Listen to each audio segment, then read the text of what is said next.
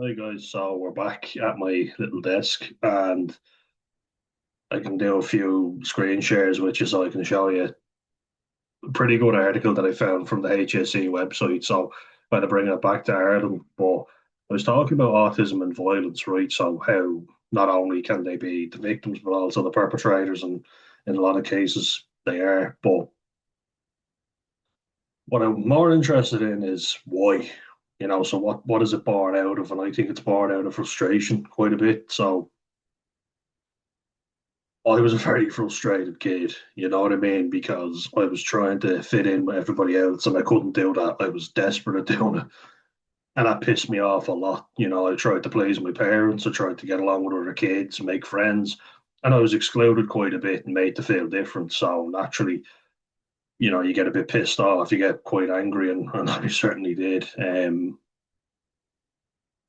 I want to just kind of talk about something now, like bullying. That's something that I really want to just get out there and kind of touch on because I feel like bullying's often misrepresented.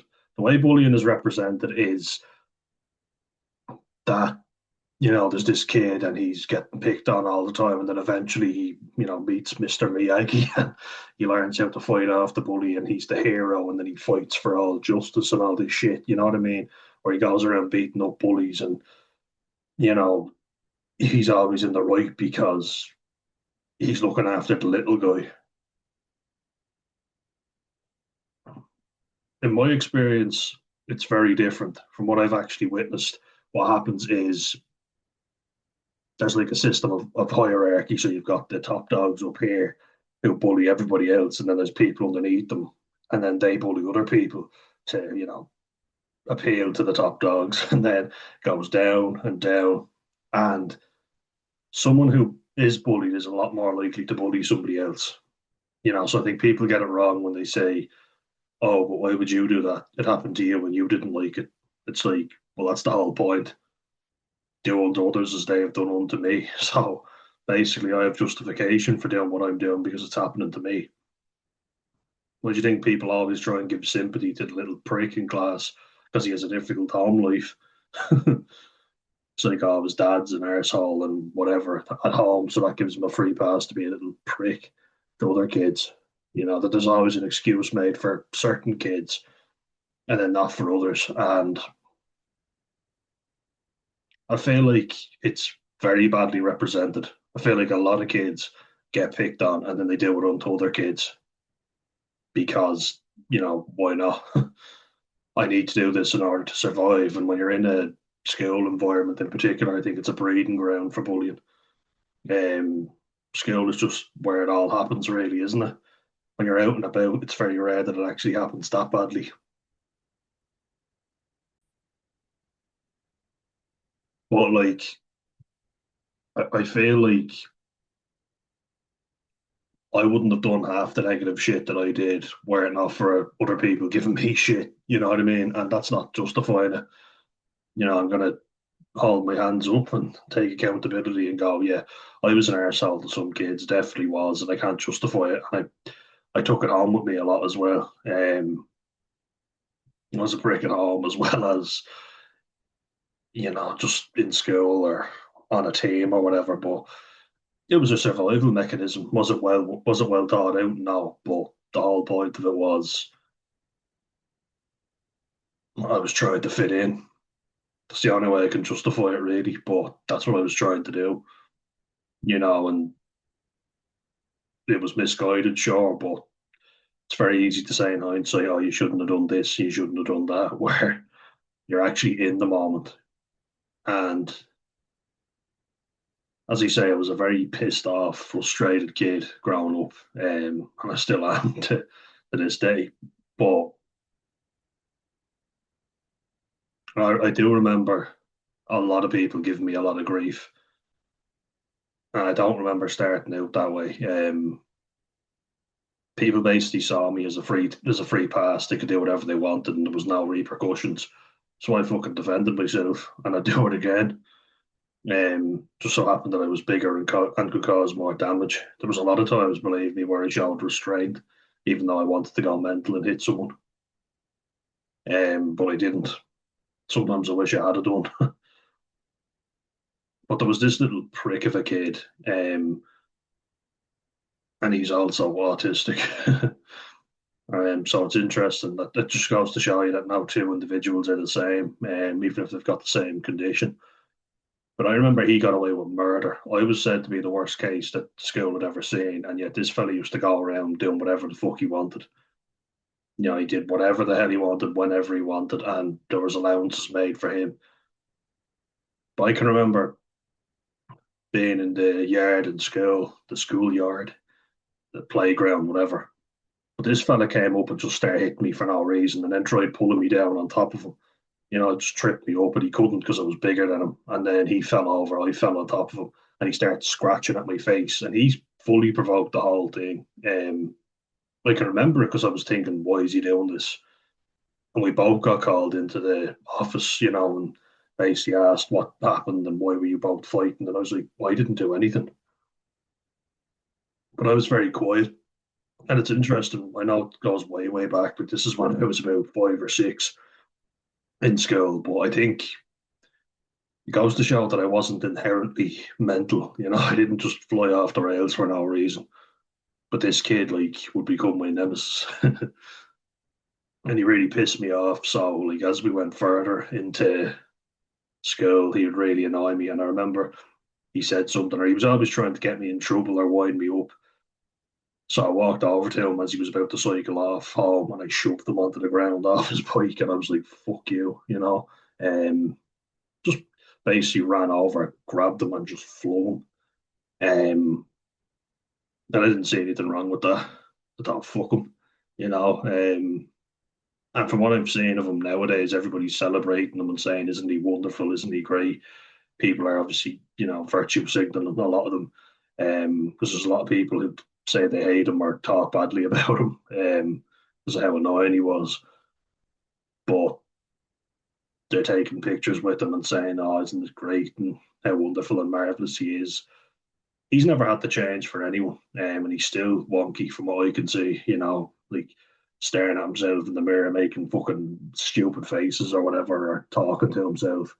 Um, or trying to get people to make special allowances for him, and it really annoys me to think of how little he's had to change and how much I had to change. Like I said it before, but I was very into nature and science as a kid, and I thought that's not acceptable. You can't do that. You don't get to be into all those things because you're big. You know, you're a big young fella, so you've got to be into sport so that you can, you know, please your dad. Sounds a bit weird, I know, but you know, find the common ground with him because that's what he liked. So if I am into football or rugby, my dad will like me. Other kids my age will like me because other boys will come over and start playing with me now at that age now. Not at this age, of course. Sometimes I need to think before I speak. But the point I'm making is I changed so much about myself to try and fit in, and that leaves you very vulnerable to being exploited by bullies because you're kind of in their zone. You know, if you're playing for a team, they're a lot more confident. They know what they're doing. They're often with their mates, you know, and kids who make friends easily and have a bit of a bravado about them often become bullies because they're the ones that everyone looks up to. So they're the ones that everybody will look to please in any way they can, you know. Again, they often want to impress these kids. That's what I'm getting at, you know. So, oh, I want to be Darren's friend or whoever. Maybe it was a lad called Kevin, but I'll do whatever it takes to be mates with him. And so if I pick on this other kid, he thinks it's funny. So I'll just keep poking this other kid, get a laugh, you know, and that's how it was done with me. And then I turn around and lash out. It was often reactive. It was never, I'd never really go and attack someone for no reason. There was a lot of people pissing me off and I didn't take it. That's all I see. I was actually quite a shy and vulnerable kid, but all anyone ever seemed to say was I was causing trouble, so I need to be punished, basically. Um, but yeah, I always talked about a kid with autism who pissed me off, and he did. But I want to make the point that not all autistic kids are immune, and they're not all victims. You know, they can definitely give it, and I know because I've done it myself, and I have to own up to what I did. I can be an arsehole, I really can. Sure, I was only talking about the incident that happened not too long ago, weekend just gone, and thankfully everything's been patched up now, and it's all good. But we all have moments, don't we? And it's always best to try and not lose good friends or family members because of something stupid. So patch things up if you can. I think you always can.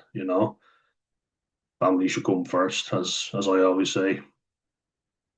But I do want to get into something which is why autistic kids might be more vulnerable to bullying, and then I want to talk a little bit about ways I contributed to bullying. That disgusts me now, and I think how the fuck could I ever have gotten to that level? But I did, and then I have to own up to it.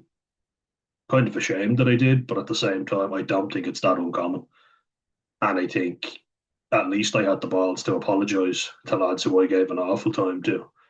Um, a lot of people didn't say anything to me. They'll see me and they'll put on a smiley face and, how are you, Dan? Oh, it's good to meet you. And as if everything's fine. I'm like, yeah, fuck you.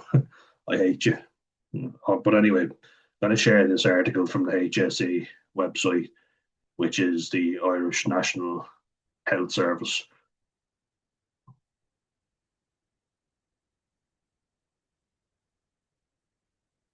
Share it here. Put myself up. Bullying and autism. So you'll see this, many autistic children and young people experience bullying. And that's important because it's not just autistic people. Many autistic, but also young people experience it. You don't have to have autism to be bullied, but it definitely is a contributing factor, because you stand out more, and anyone who stands out from the crowd is more likely to be picked on, sadly. It can affect their mental health and emotional health as well as school attendance. Yeah, like I talked about that before as well. Me and my brother used to go to the gym rather than going to school. So I was just sick of listening to people. Now, look, a lot of times I gave as good as I got, but there was a lot more people bombarding me with shit, saying negative stuff about me. And I was like, oh, fuck these guys. And then teachers often would give out to me for reacting. I was like, fuck you as well, And I started having arguments with teachers saying, you could have fucking stopped that. You did fuck all. So fuck you. I'm not coming in. My brother withdrew a lot, whereas I pushed through, did the leaving cert, got through school somehow. I don't fucking know how. You think though you're going to be over it, it's all done now. Once you push through, can't wait to leave school. Guess what? There's still residual effects, and they're not going anywhere. So I'm still, dealing with stuff and shit that I got from school. You know, it definitely still affects you. I don't give a shit what anyone says. Stuff that happened when I was a kid with my dad, with my mom, stuff that I did to my brother that I'm not proud of. It all sticks with you. But I'm trying to be better, trying to improve. But I have my moments, believe you me. So what is bullying? So let's define it. Bullying is any behavior that makes someone feel scared, upset, or hurt. It can be physical, verbal, or emotional. It can often happen in school, at work, or online. Cyberbullying. And very often it was verbal with me. Usually, if people start, like I was never beaten up, put it that way, people would try and I would just start swinging. You know, usually, usually I was fairly handy in that regard. Thankfully, people would often throw stuff when I wasn't looking, and that was a way of getting at me. So I turn around going, "Who the fuck did that?" Then they might say something behind my back, and I'd be like, "Oh, you can kind of let that go because it's just words." But very quick if it was physical. You know what I mean? Um, and often they would get older kids in to help them out, so that I was kind of was kind of more apprehensive because you also know you might get your arse handed to you. But I wouldn't just sit there like so. If an older kid attacked me, I would fight back, no matter how big they were. Um, but I might be more cautious and go, all right, just let them say it and then walk away because you're not winning this one. It's very cowardly. Loads of them picking on a vulnerable kid when there's more of them and they're older. Um, Safe to say, when I got fully grown, there was less people who want to give me shit, but that's because I'm more confident now as well. That people can tell, by the way you carry yourself. Stuff used to get said to me and my brother all the fucking time, let me tell you. Him more so with the weight, and me, just whatever it could be, people having to go at me. Common types of bullying include verbal, it happens face to face, written or over the phone. Yeah, so like cyberbullying or people would write notes. There was a kid before who people would pass notes around going, this lad smells like shite. Or talking about his mom. If your mom got slagged off, I mean, that's something that obviously pisses off any lad, really. But it's also about keeping respect. So if people see that you're not willing to do anything about it, they'll keep doing it and then they'll call you a pussy for not responding to it, which kind of makes you feel guilty or makes you feel ashamed of who you are because they go, oh, you're a pussy, you're not responding because you're too much of a coward, you know, like you're a chicken shit. That's why you're not doing anything about it.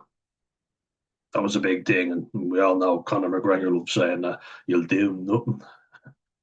Well, in Dublin, that's very common, let me tell you, especially in an all boys school.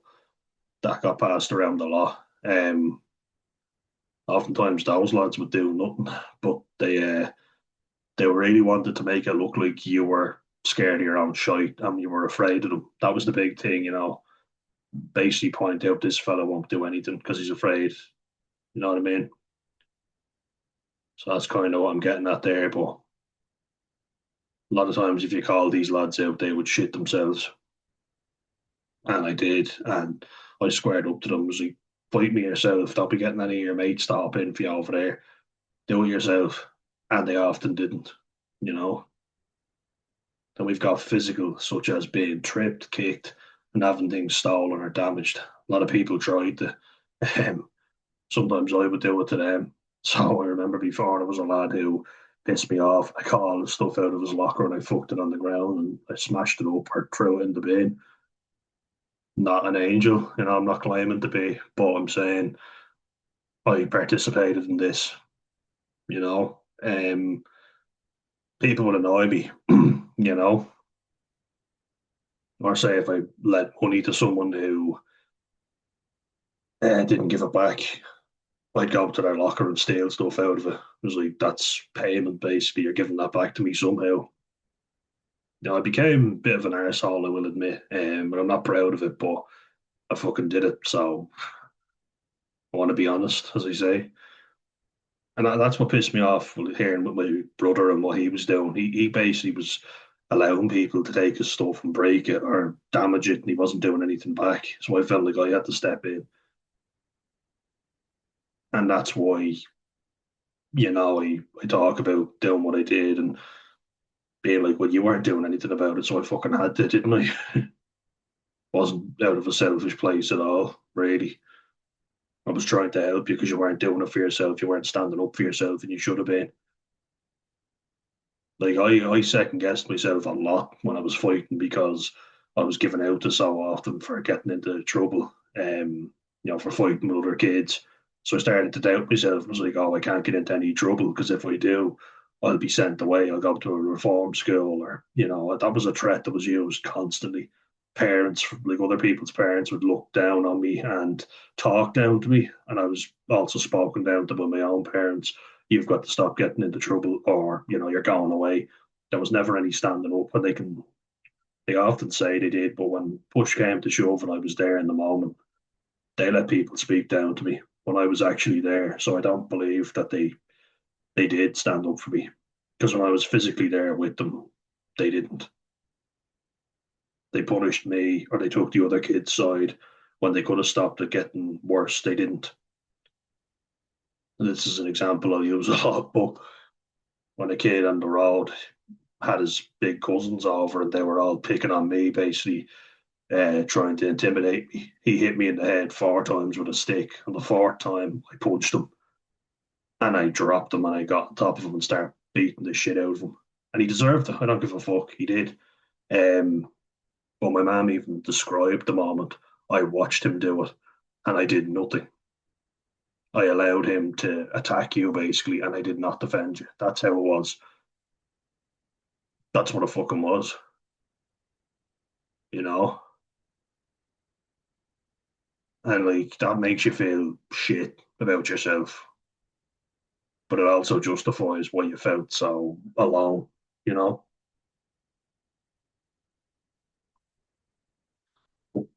Then I come home with a bloody nose after getting into a fight with another kid. My dad just hits me himself, gives me another whack, then drags me up to my room, doesn't even want to hear my side of it.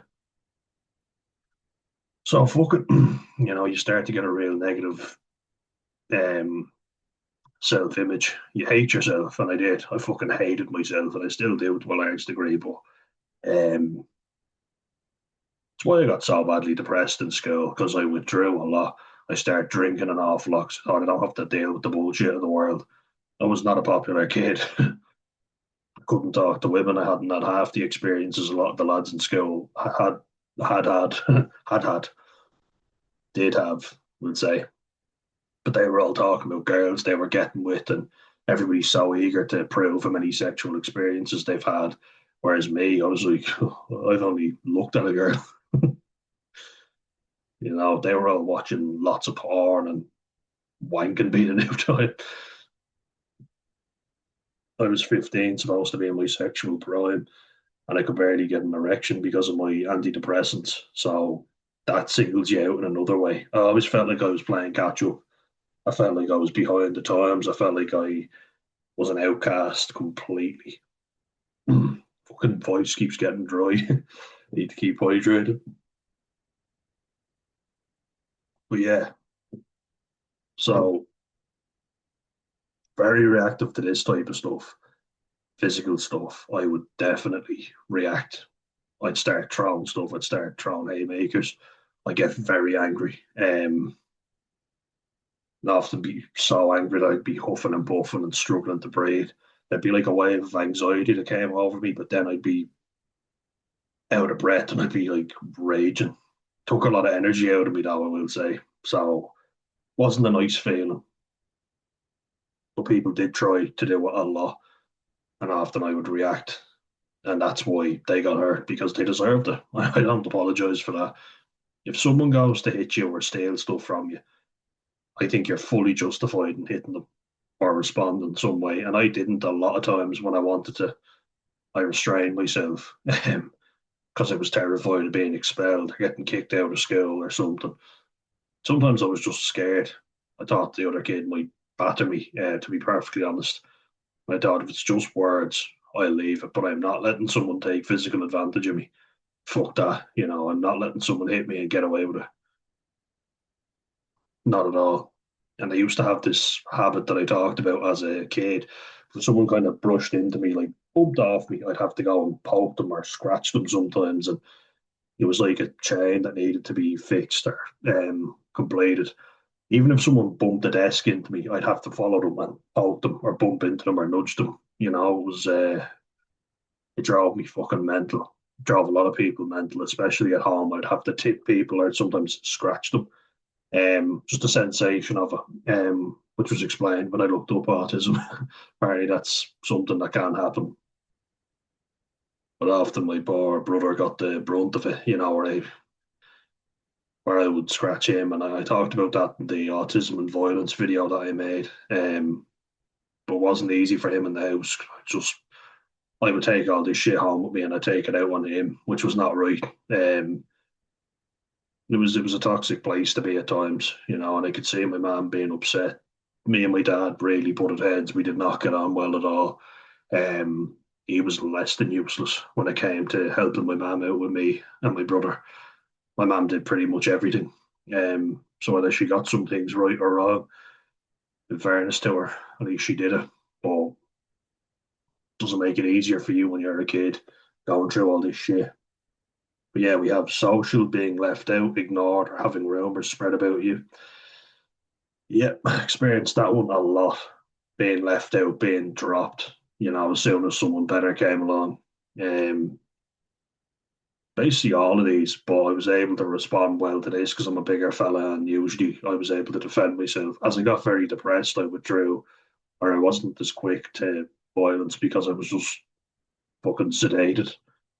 I just started drinking or smoking or whatever, I wanted to just dissociate, basically be out of my body, out of my mind, out of my fucking face. Yeah. So people talking behind your back, looking at you and whispering. That happened a lot. People saying stuff or shouting stuff when I wasn't looking. Psychological, being intimidated or getting dirty looks, especially when I was younger. And not as easy to do when you're older, but kids would mouth off at me, then I'd respond. Some of them would hit me and then get their older brothers or cousins after me, and I'd lash out with them and they'd play the victim and act like they justification for doing what they were doing, you know. And I think you're a fucking coward if you do that, but a lot of them did, and I'd say fight me yourself, be a man about it. So many people would start on me and then get their mates after me or their cousins or whatever, and I'd nobody in my corner, so at least no one who would physically defend me. A lot of people who said the right things I might just say, but did nothing when push came to shove. And I felt it. I felt alone. Because you're not good with your words. You're quite socially awkward. Didn't like being around a lot of people, but nobody was ever there to physically defend me. And I think people picked up on it. They knew I was alone. I didn't have anyone, so I was a free target. You know, that made me more vulnerable. On top of being autistic and clumsy, and also fat. So yeah, geez, had a lot going for me, didn't I? Couldn't hide either because I was so tall and hefty. And here we get into it. Why autistic children and young people are at risk. So, autistic children and young people can be more at risk of bullying than their peers. This is because they communicate, behave, and interact with others differently. Sometimes people with autism might have trouble understanding social situations. They may not fully understand facial expressions or body language. They may also show different behaviours, such as hand flapping. Stimming. For me, it was kind of just tensing up, hand flapping. I like the way they say that.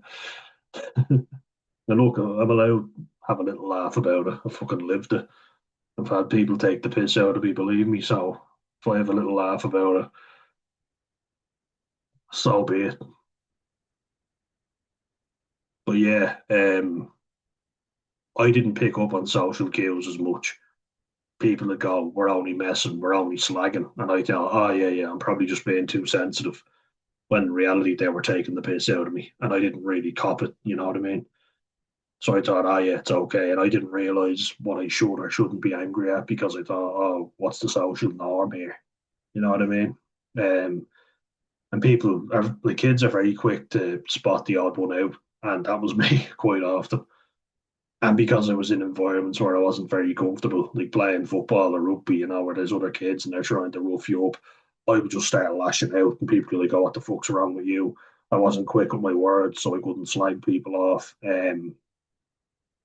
I just get very angry. I might even be crying because I'd be so frustrated and pissed off that it'd lead to me getting the piss ripped out of me. I was more clumsy and awkward when I was younger, so it took me a while to get the hang of different games. And, then the piss was taken out of you. Kids would rip into you going, "Oh, don't tell me Dan's better than you," basically going, "You're shit." But I wouldn't cop that that's what they were getting at. You know what I mean? Basically saying that I was shit, but I wouldn't pick up on stuff as quick as they would. It's fucking horrible because you're trying to be normal. You're trying to fit in, and you're just no sympathy is given. You're in with everybody else. And look, it stands to me now because I'm able to go into any group and I'm able to play in a team and not be anxious, but that's an added stress that you have on top of playing a game, a physical game where you'd be roughed up, you know. Plus the fact that I actually showed some skill. I was chucked into the older teams and expected to thrive, which sometimes I did, but fucking hell. It makes you tougher, it definitely does, but it's a real sink or swim type of moment. Luckily, I ended up swimming in the end, but you can hear the dog out there talking to his teddies. Cute little fella, Alfie Belf. But yeah, it's a horrible situation, you know, and you stick out like a sore thumb, and you can choose to either withdraw into yourself and, you know, only do things that you like to do. Believe me, that would have been a lot fucking easier. But I was desperate to impress my dad, my mom, and was desperate to impress other kids, make friends, not be fucking normal for once. Um, and everybody makes sport seem so wonderful and marvelous and all the great things it gives you. And it does give you a lot of good things, but you can be excluded. You can be isolated, you know, you can be picked on. Anywhere where there's a group of people, you can always be picked on. And unfortunately, that is the case with a lot of people. And I could have been discouraged from sticking with sport, but I was so fucking desperate to impress my dad, my mom, everyone really. And it was something that I ended up being good at, so it gave me praise. So I thought, fuck it, I'll stick at it, and I'm actually good at this.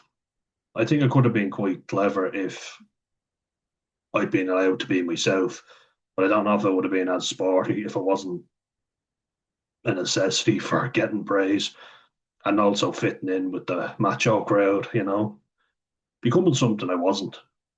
I always like, don't get me wrong, I always will love sport, but it's been less and less as the years have gone on. I realised how much I was pretending to like it, and sometimes I really did like it, but my interest is getting less and less because I just think there's too much politics and bullshit that goes along with sport, and it really pisses me off. Um, like that incident with Jack Crowley and Jaden Hendrickson in the Munster Sharks game. Oh, absolute shithousery from Hendrickson. And then shame on the Sharks coaching staff for carrying on the way they did. That was pathetic. You know, and you see it. You see people acting like children, fully grown men behaving like kids. That's not what you were taught, you know, the true values of sport, but you get to see it. You're called soft, you're called all these names. People try and get in under your skin and piss you off. And it's isolating. It is. And like socializing takes it out of me. So playing a physical sport, that just adds to the fucking exhaustion. Um, and I feel like a lot of things that I tried, and I tried so fucking hard. I really did. From going to being one of the worst cases people had ever seen. I wanted to just stay in school, prove that I could do it, graduate, which I did, and somehow make it out on the other side unscathed. But it's not fucking easy. And there is residual effects, as they say. And I'm only really dealing with a lot of them now. Because like I went from one extreme to the other.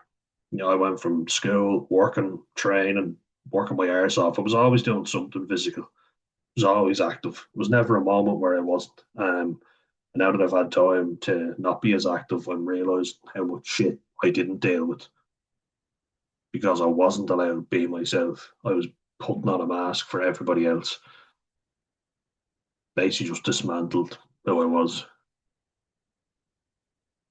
which leaves you in a very vulnerable state. You're like, who the fuck am I? You know, I'm always in somebody else's domain where they're the best at what they do, and I'm just pretending to be good at this. But I don't really like it. You know, it takes energy out of me. And it was an interesting quote by Charles Bukowski who said, "Don't try," meaning if something is too much hassle to keep trying at it, don't bother your arse. If there's something that you're good at, try at that, but don't try at something where you're not good. And sport, very often for me, was something I was trying to be good at because I wanted to impress other people. Um, and now I'm wondering, who am I? What do I even like if not that? That's always been something that I've been able to communicate well with other people. It's the only thing I really talk to my dad about, either that or some stupid joke, some bullshit, I'll pretend that I have a common ground with him. But I changed everything about myself because you can't be a 6'4" big kid and be sensitive. That's just not allowed. God forbid you are. It really makes me feel weak whenever I feel like I was too sensitive. If I gave up too easily or was whiny or bitchy like I am now, I would feel like, oh, you're such a wuss, you're such a bitch, you're a coward, you're a pussy. All these things would start to come into my head. But yeah, we'll move on to something like again, trying to help parents out and loved ones as well. So you look out for it, and I looked out for it as well. When I saw that stuff was being taken on my brother, I would go, "Are you letting people do that? You can't fucking let people take your stuff." But I didn't know half of it because he a big fella as well. So people aren't going to be physically beating the shit out of him, but they certainly took stuff. And my dad did a terrible job dealing with that. My mum tried, but she'd be more the soft approach. I wouldn't have as much of a soft approach as you can imagine. But um, yeah, we get into it now. The signs that you can look out for as a parent or a loved one of an autistic or anyone, anyone who's getting picked on, you can look out for it and see. And if you see it, you spot the signs. So we get into the signs. Your autistic child is being bullied. It can be difficult to know if your child is being bullied. They may not realize that they are being bullied. And like I say, oh, we're only slagging, we're only messing. When, in a matter of fact, there was a lot of comments being made on pictures that I had up online, talking about, oh, I made a funny face in one of the pictures I was in, and people were commenting any chins or any yolks, because when the swinging jaw when you've been taken, when you've been messing around with MDMA, any yolks, any molly, all this stuff, because my jaw was, I was just kind of smiling, but in a weird sort of way, and people start commenting on it. And I thought it was funny. It was getting the channel, or it was getting the post, it was profile picture on Facebook, and it was getting more popular. It was getting more likes because people were commenting on it. So I was kind of happy for that, and I was desperate for the popularity. So I didn't really notice or care that what they were saying. It was just like, oh, they're commenting. That means it's popular. That means people are liking it. But one of the teachers that we were coached with, so our rugby coach was also one of our teachers, and I got on really well with him. He had his own Facebook account, but he also had a separate one for the rugby team, so we could add to the group chat, on Messenger. And he sent me a friend request. We were friends online, and he was friends with the lads making the comments, so he could see everything. And he said, "I don't like what they're saying," and he had a chat with me and was like, "This shit is unacceptable on their part." And in fairness to him, fair play to him for stepping in, him and Mr. Kelly and Mr. Cronin. I'll be forever grateful for those two lads, but they looked out for me. But because they saw it and they stepped in, everyone assumed that I'd been a rat. And the worst thing you can be in a boys' school is a rat. People are great at calling other people rats, but they'd rat on them as soon as it suited them. And they did. People always ratted to cover their own arses, but they would label you as a rat if you ever told anyone, and I didn't. People stepped in on my behalf, but I never said it to them. So there is a difference. I didn't want it because I thought, oh, I don't want to be a rat, but that's what I ended up getting called anyway because of what was going on, the comments online. And at one stage, they were thinking of getting the guards involved because of how many times it happened, because I was trying desperately to fit in with all these friend groups. I was always an outsider trying to get in, didn't know what I was at, was very naive. So I'm trying to pick up on slang. They all knew slang, and I pretended I knew what they were talking about. I faked a lot. I drank a lot to cope with the feelings of rejection that I felt, and they were massive, I was afraid of missing out on life, so I felt like I had to catch up on life all at once. Had to go to all these parties, had to meet all these people, had to go out anytime I was invited out, so I wouldn't miss out on anything. FOMO was very real, which is definitely leaving you in a vulnerable place. Start smoking a lot more weed, drinking whenever I got the chance, pretty much. Underage drinking was huge with me, and it wasn't cool. It was necking a bottle of whiskey when I got home from school, still in my uniform, drinking an entire bottle of wine, and then walking around the shopping centre, fucking slurring my words and nearly passed out. Yeah, it was fucking messy to say the least. So I'll read over that again because I think, but it was an interesting point, and I was talking about it already, so you'll see exactly what I was discussing. It can be difficult to know if your child is being bullied. They may not realize that they are being bullied. Very true. I didn't half the time. This is because they may have trouble understanding what other people mean. Their communication issues can also make it hard for them to tell you or a teacher what's happening. I didn't tell anyone because I didn't think there was anything going on. And like I say, it was all verbal. It was all talking about me behind my back, shouting abuse behind my back, making names, but also acting like it was just messing or slagging when in reality it wasn't, because it was constant, it was over the top. And I did it to other people. I passed it on because I thought it's normal, it's acceptable, but it wasn't. It was over the top. And I think in many ways I knew that, I'm just trying to justify it to myself, but I think I knew. But I thought it was funny, so I kept doing it, even though I was being a dickhead. I'm not going to give myself the excuse that I didn't know any better. And in many cases, I knew what I was doing, but I just didn't care. That's the God's honest truth about it. So you see how the fucking cycle repeats itself. Not saying what I did was right. I'm not justifying it at all. But I didn't give a shit about other people's feelings because nobody gave a shit about mine. So I thought, fuck them. I don't care about them.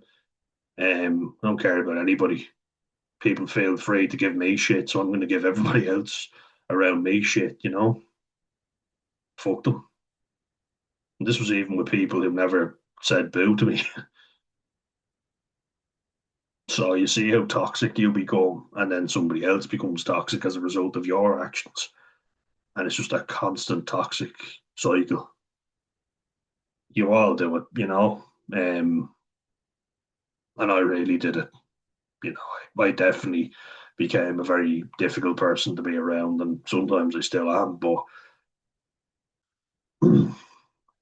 shows that whoever you surround yourself with, you can become just like them. And I surrounded myself with arseholes, so I became an arsehole. If your autistic child is being bullied in school, they may, and I mean, this applies to anyone being bullied, not just autistic. Like anyone can get bullied. The reason why an autistic kid is more vulnerable to being bullied is because they stick out. They're odd. They have very odd habits quite often. The more obvious they are, they're also withdrawn. They're not as typically anyway. They're not as good with their words. Not as easy to slag people off. They're not as quick with it. They don't pick up on the trend that's going on at the minute. Very often, as you say, it can be difficult to be around um, team sports. Macho men all talking shite, and you don't pick up on it. You don't know what's going on. Plus, there's physical contact, which a lot of autistic people don't like, and it was certainly an awkward thing for me. So a lot of them would be more physically frail, less capable of defending themselves. Should it get physical? But anyway, we get to it now.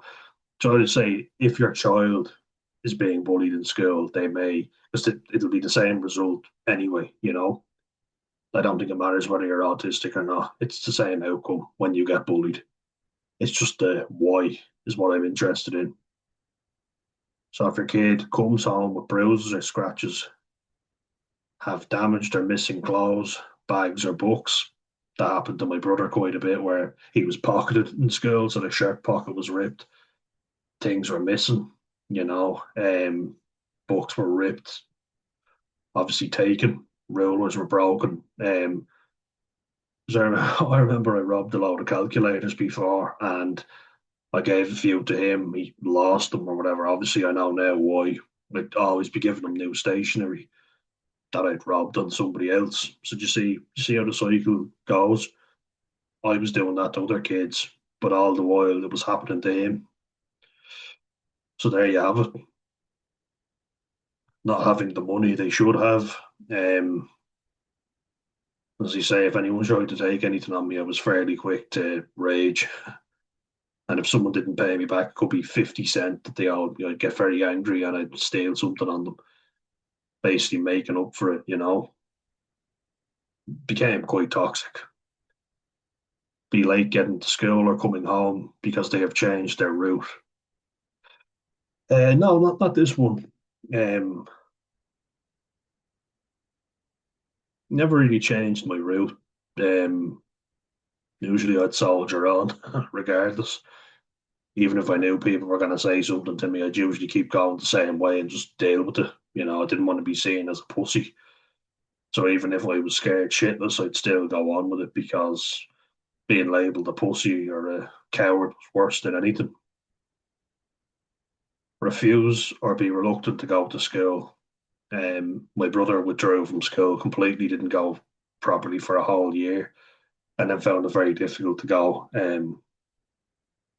Some days I wouldn't go. I started mitching a lot more as I came to fifth and sixth year in school. Ironically, my biggest year, sixth year, because fifth year you study a lot. I was in quite a bit, but I would study. I would catch up on classes.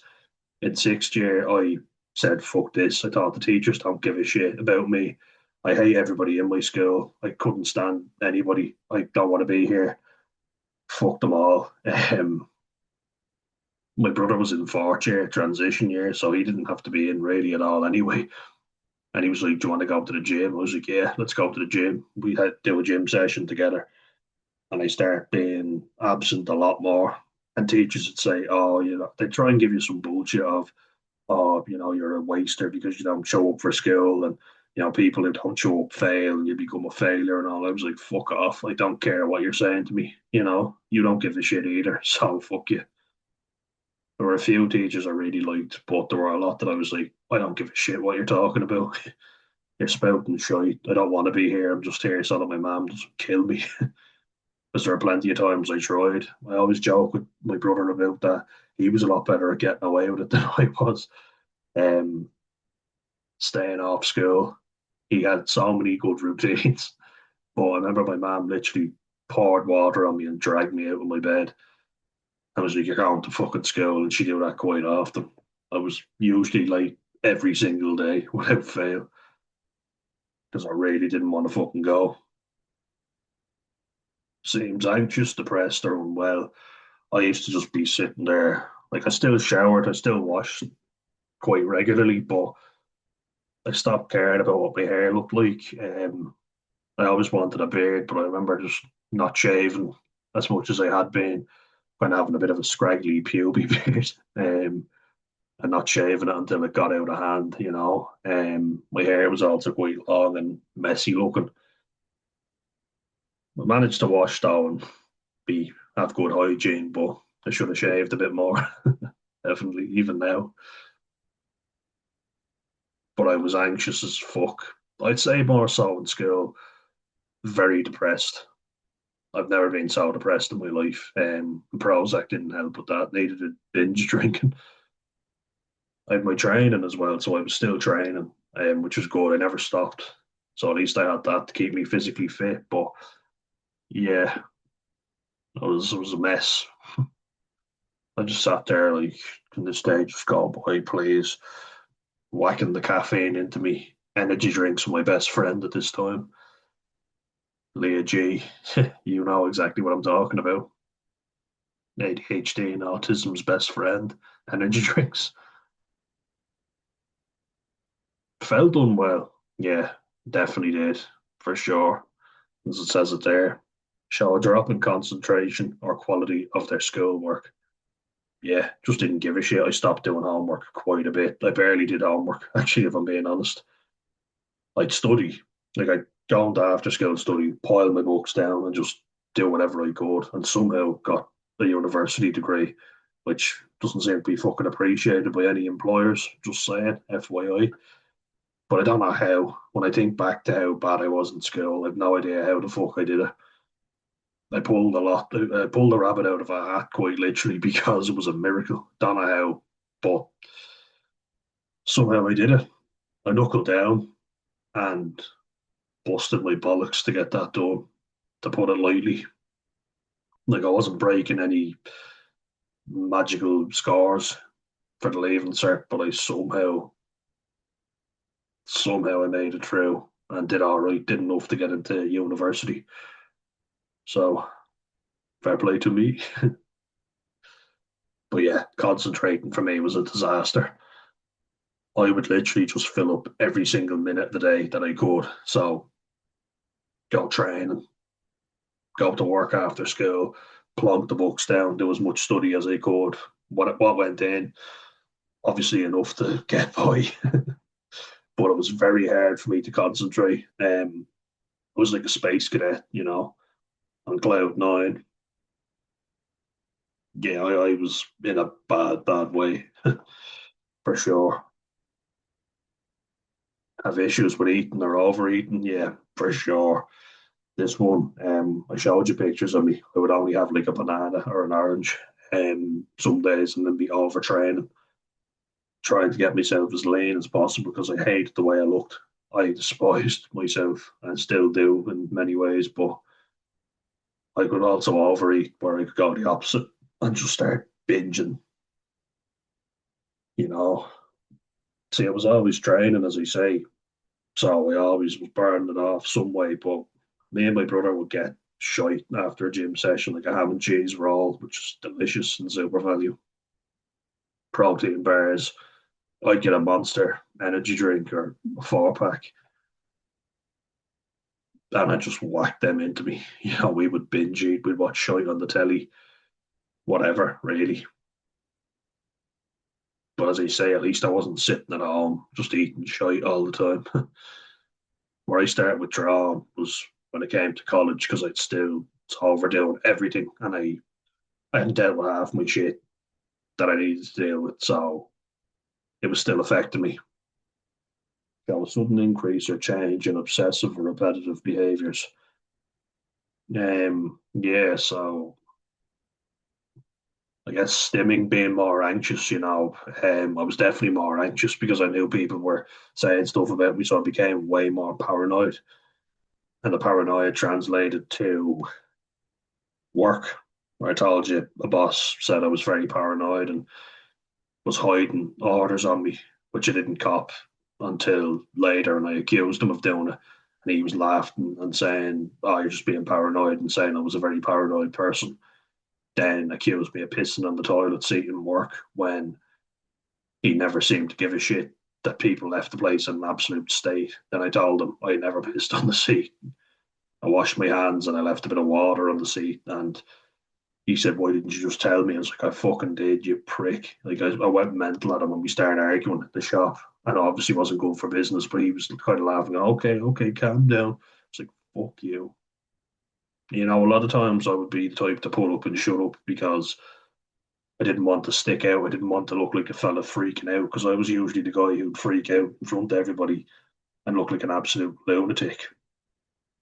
So I was either push everything down, bite the bullet, or erupt, and everybody'd see what a fucking freak I was. So I thought, push it down and pretend like you're fine so nobody notices any difference. And then I felt like I should have said something or I should have done something, but a lot of times better off just to keep it in because I would have stood out and had more people saying stuff about me behind my back until eventually I did.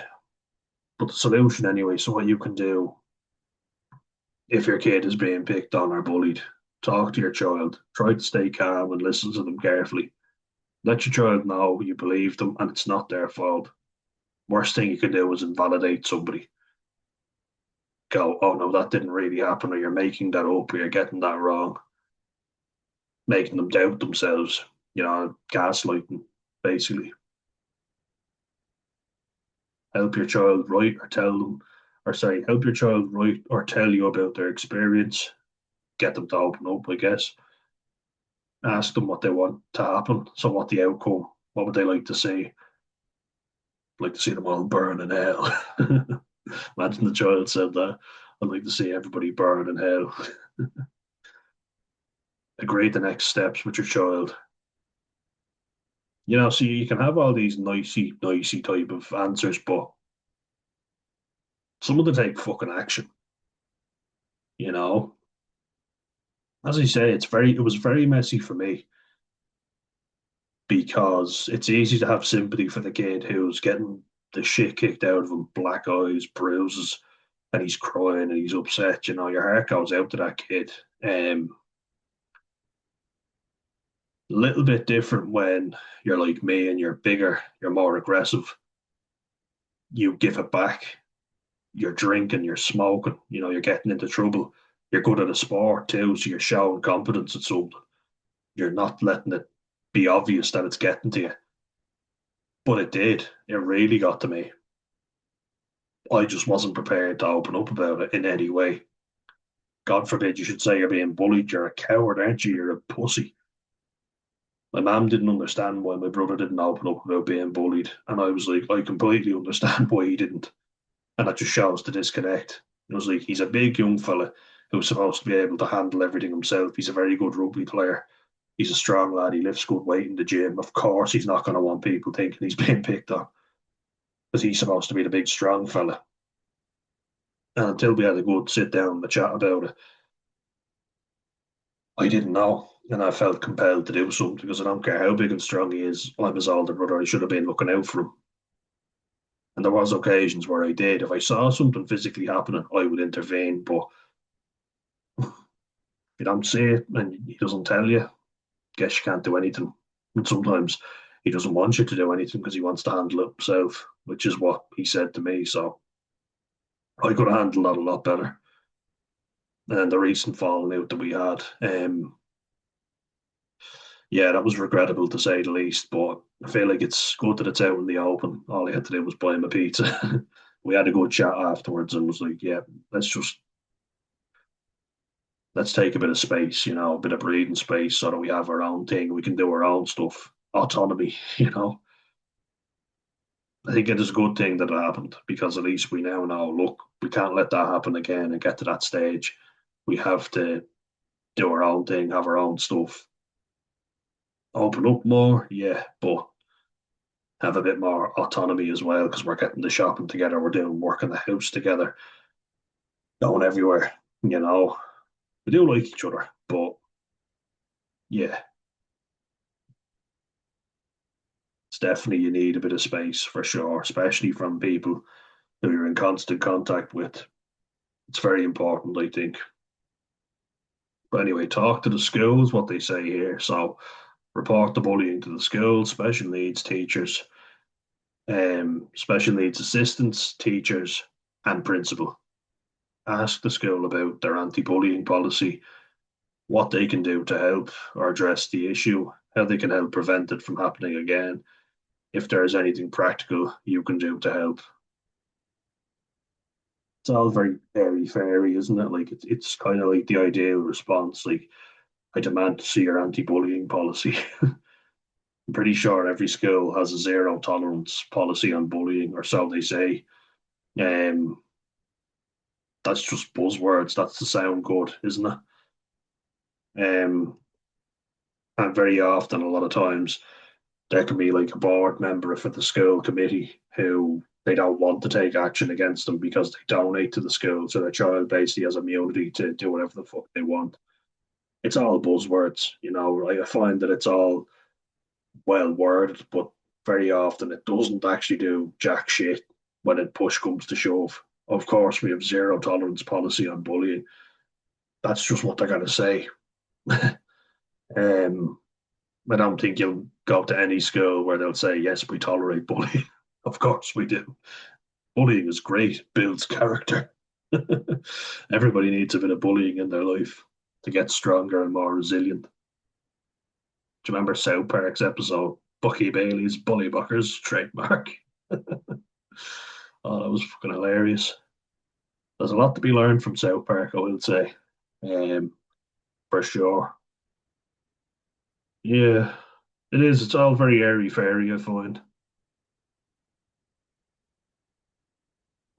Like, to be honest, if you're a dad and you see a bunch of older kids or bigger kids picking on your son, I don't see anything wrong with you going over and giving them a smack and going, "Don't you fucking go near my son again, or there'll be trouble." Then your son knows my dad will be there and will batter anyone if they touch me, of an older brother or cousin or whatever. But then if the person themselves can stand up for themselves, that's the ideal scenario where it's like, get the fuck away from me or I'll deck you, you know? Because you can live in an ideal world where bullying doesn't exist. It's always going to exist. And I don't give a fuck what's going through someone's head. Like, I was wrong to do what I did. There's no excuse. I made some lads' lives hell. I stole stuff on people. I broke stuff on them.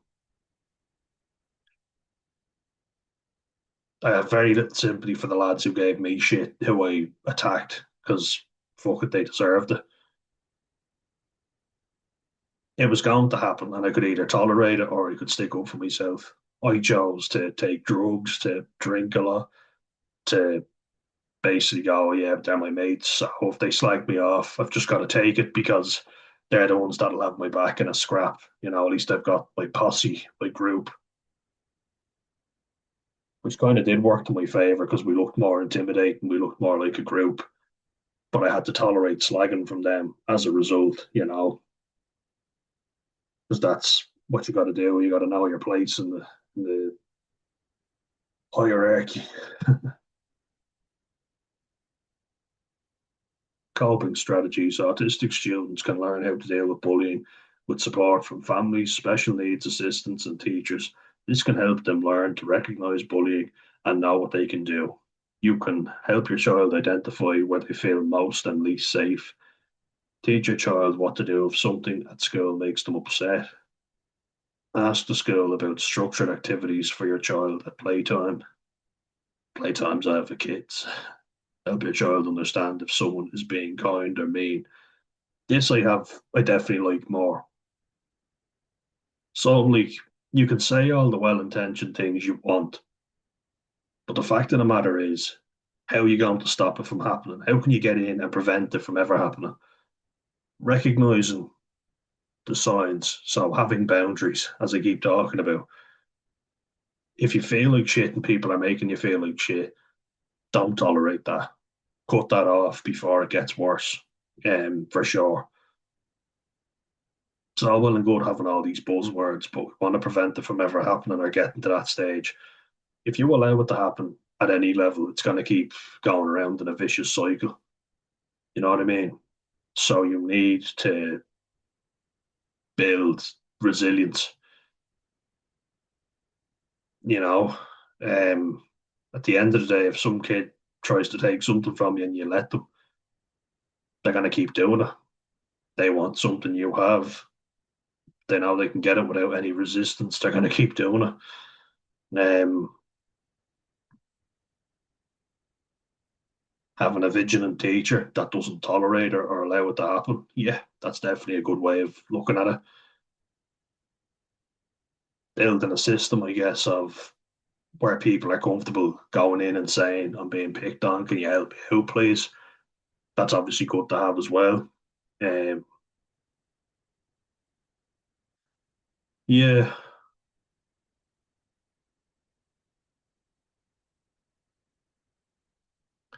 and I guess like because it's good to be involved in a sport or something, I understand that completely. But having been someone who's been involved in team sports as an autistic kid, you are very vulnerable to bullying, especially because if you're training with older lads, they're gonna rough you up. It's just gonna happen. It's a rite of passage, if you like. And somehow I came out the other side, but a lot of people might not. And in that case, I would recommend encouraging autistic people in particular go to the gym, do stuff on your own. You still might meet other people, but activities where there's a coach, there might be a few other people doing it, but it's not as easy for people to pick on you I mean, if you like rugby or football, by all means, give it a go. But my experience was negative as well as positive, and there was a lot of negative though, until I built my social skills and resilience, and where I was able to call people out for their bullshit and not just put the head down and get on with it. But I did do that an awful lot as well. But it was trial and error, you know. How far can you be pushed until you snap, basically? And it all built up at the end. Running club, that might be good, individual sports. I actually do think there's a good place for that. Team sports, it's who gets picked for the team and who doesn't. There's more room for exclusion in team sports, I find, unfortunately, people will pick others, but they won't pick you, and then you feel left out.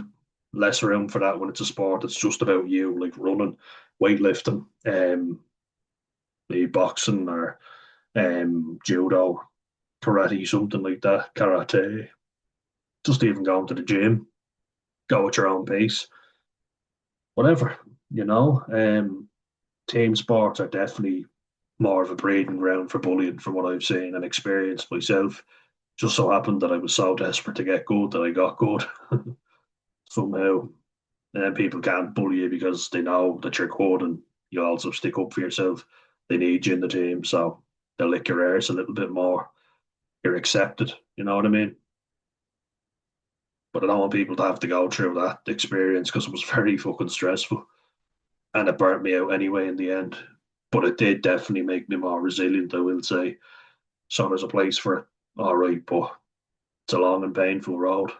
Cyberbullying, yeah, very common nowadays. I mean, obviously, it wasn't a thing in the 90s or even early 2000s, really, but it's caught on a lot with the explosion of social media. So, cyberbullying is when someone uses technology to hurt or upset others on purpose. This can be through social media, forums, email, texting, or gaming. If your child is being cyberbullied, they may show sudden changes in behaviour, be reluctant to use the computer or phone. Not necessarily a bad thing, though, to be fair. Be reluctant to show their computer or phone screen. So want parents to see all the negative messages they're receiving. Be on their computer or phone non-stop to see what people are saying about them, no doubt. Or, what messages they're getting and quite a toxic environment you can imagine. It's very easy to do it as well.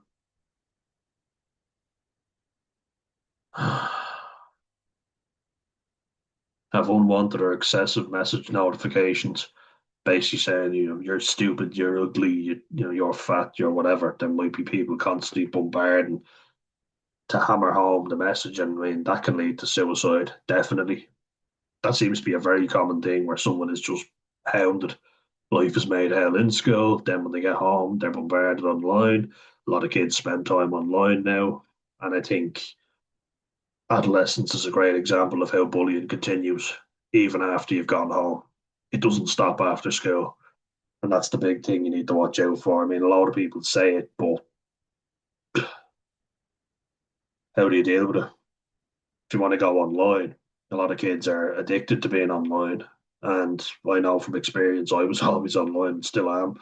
But as a kid, I was online a lot in secondary school, especially at the age of 15, where I got social media. I was desperate to be liked. I was always on it checking, desperate to get likes, to get subscribers, to get followers, all this stuff.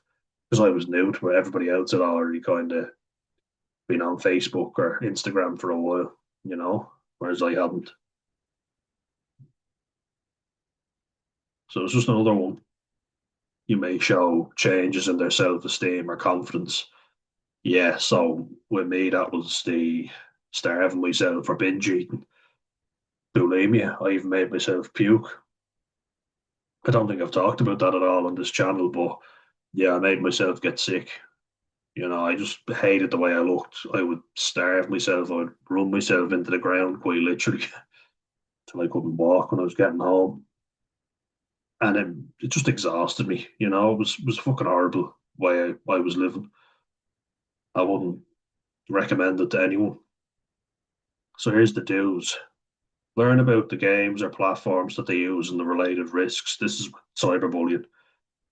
Find out who they're interacting with online. Turn on parental settings for all devices. Use privacy settings where you can. Encourage them to set boundaries. And I think that's a great one to end on. Boundaries. Huge one. Yep, I thought it was quite good to be fair. I always ask you. Nah, don't need to put any more in. Yeah, there might be more that I might look at in this eating and autism. But that's something we'll get to in another video, I think. Definitely one for the future. But yeah, I think that's a good one now to end on is have boundaries. Set boundaries all the time. And what I mentioned there at the end was also good for avoiding online predators, your online creeps, not just bullies. Be aware of what your kids are doing. There's a lot of weirdos out there, like myself. No, I'm joking. I'm joking. But I need to really stop, don't I? But online bullying is another platform now, and it's just another avenue for people to bombard others, And I mean, I had a friend say to me before, I don't know how you managed to deal with the amount of shit you did and not kill yourself. I was like, what do you mean? I was like, well, you were getting it at home, you were getting it online, and people were always saying stuff about you behind your back. Your family life wasn't great, so I don't know how the fuck you coped. A lot of people just went under the radar, and managed to say nothing or do nothing, and nobody bothered them. I was trying to be loud and proud and fit in with everybody, and got me excluded, maybe more of a target, and I fucking ended up hating myself. As you say, I became an arsehole too. Like, I stole stuff from people. I took books from them. If, let's say, I lost one of my books or whatever happened, I'd take it on somebody else. I'd steal their pencil cases. I'd steal stuff out of it. I'd take money out of people's lockers. Verbal stuff, physical stuff, even with other kids. A lot of times it was mutual. We'd have fights with each other. Some kids didn't deserve it, and I just gave it to them anyway, because I felt like it just rubbed me up the wrong way, or they did something that annoyed me, and then I shoved them, and then we got into a row. And then I made it my mission to have a fight with that kid, or but I apologise to a lot of these people, if not everybody, who I was unfair with. Now, the kids who gave me shit and I gave it back, no sympathy for them whatsoever. But the lads who didn't deserve it, I reached out to them and sent them messages going, look, I'm very sorry for the way I treated you. It wasn't right. I shouldn't have done it. And one of the lads in particular said, I appreciate you saying this. I'll be honest, I fucking hated you in school. And I'd be like, look, I get exactly why you hated me. I was like, I understand completely because I was a cunt. I treated you obnoxiously and I shouldn't have done it. I was like that with a lot of people. I felt like you can say, oh, it was a defense mechanism because I didn't want to feel vulnerable. No, I felt like it was okay to be a cunt to other people because they were cunts to me. There's that good CUNT word, but I think it's very apt in this moment because people treated me like shit and I chose to treat other people like shit. I'd shout back at these lads, I'd shout abuse at them, then I'd shout abuse at everybody else. It was really just, I fucking despised myself. That's the God's honest truth. That's why I drank so much because I just hated being in my own head. I fucking, this yoke here, didn't want to deal with anything, didn't want to be in my own head, wanted to be out of it whenever I could. That's why I always kept myself busy, was always doing something or another. Put myself into situations that I really didn't like, high conflict situations. And that's not me. And now that I'm doing more of what I want to do and having boundaries, I'm far better off for it. Being nicer to people who deserve it, but not tolerating bullshit from other people. Because I know when I'm in the right and when I'm in the wrong, and I own up to it now. I don't pretend like I'm in But I never thought I was in the right. That's the thing. I always assumed I was in the wrong. And then I was like, fuck it. If I'm always in the wrong, I'm just going to give in to this. I'm going to be an arsehole to everybody, you know? That's how the bullying cycle carries on. Rather than going, I'm being picked on, I need help, I chose to fight back and, you know, try and make friends with the lads who were arseholes who were a bit scummy so that I, would have a gang of mates to be around with, getting into trouble and yeah, just became an obnoxious human being. And then when I got into college, I met people who were very nice. I met a lot of really friendly people, but I was still, guard up, anxious as fuck. I met a lot of good looking girls who were very friendly, and I was lacking in so much confidence. I met lads who were nice lads. I thought everyone was a threat. I always saw the negative in everybody, and I really wish I hadn't. I'm trying to get better at that, but it's a work in progress. Not to see everybody as a negative or a threat, and one bad thing happens, and it's like, right, I'm justified in feeling the way that I do. But a majority of people have been nice to me. So that's what it leads to when you become an arsehole as well, and you're surrounding yourself with bad people. You become paranoid. You become a bad friend because you become someone who isn't loyal because you're not dealing with loyal people. So they'll stab you in the back. You'll do the same to others. So you see the cycle repeats itself. That's something I kind of want to emphasize. But violence begets violence, as they say. Certainly did with me. But guys, I think that's a good spot to wrap that one up. Been an interesting one, and I hope you enjoyed it. Bullying is bad. Quote Mr. Mackey. Drugs are bad. Okay. Bullying's bad. Okay. Bucky Bailey's bully bookers with the little fucker with the was it Kangaroo Jack? Oh, where he has the Kangaroo Jack haircut and the big mustache and bowl cut, and he turns out to be an arsehole as well. Gas. But anyway, guys, it's long to fall, and I'll see you in the next one. All right, I hope you enjoyed this.